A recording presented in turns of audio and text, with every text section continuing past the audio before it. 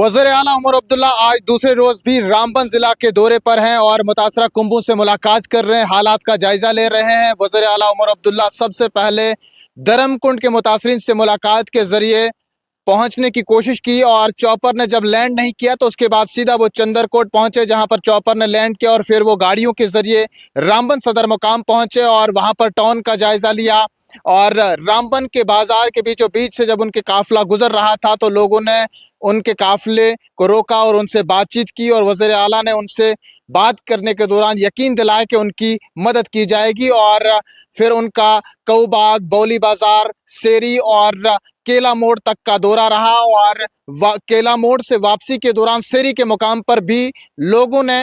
उनके काफिले को रोका और उनसे इमदाद की अपील की और उसके बाद वो फिर से सदर मुकाम रामबन पहुंचे और अब यहाँ पर वो नेशनल हाईवे की बहाली के काम का जायजा ले रहे हैं। और यहाँ इस बहाली के जायजे के बाद यहाँ पर इंतजामिया के साथ भी वो मीटिंग करेंगे और उसके बाद क्या कुछ कहते हैं और रामबन को फिर से पटरी पर लाने की कोशिशें और काविशें किस तरह की होंगी, ये आने वाला वक्त ही बताएगा। मीर इमरान के साथ अपने मेजबान शबीर वानी को दीजिए इजाजत, देखते रहें।